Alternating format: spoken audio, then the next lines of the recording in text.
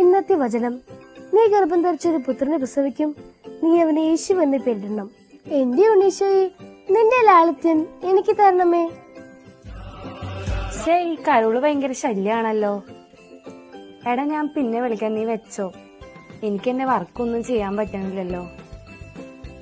അവരിവിടെ എത്താൻ കൊറേ ടൈം എടുക്കും. നമ്മൾ കാത്തിരിക്കുമ്പോൾ ആ പാട്ടിന് കൂടുതൽ ഭംഗി കിട്ടാൻ ചേച്ചി. നീ ഇപ്പൊ നിന്നെ പുറത്തേക്ക് വന്നേ?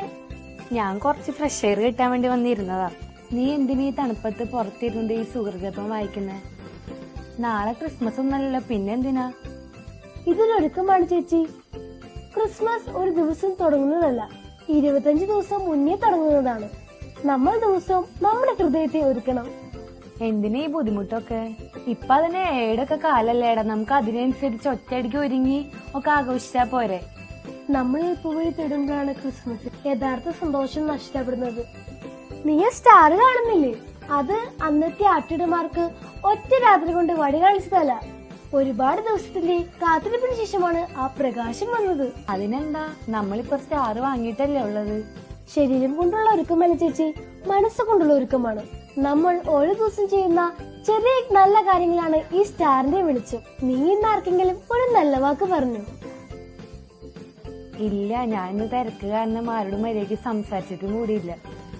എന്നാ നമുക്ക് നാളെ തുടങ്ങാം. ക്രിസ്മസ് എന്നത് വെളിച്ചം നമ്മളിൽ നിന്ന് പുറത്തേക്ക് കൊടുക്കുന്നതാണ്. പുറത്ത് ലേറ്റ് ഇടുന്നതിനെക്കാട്ടും മുമ്പ് നമ്മുടെ ഉള്ളിൽ ലേറ്റ് ഇടണം.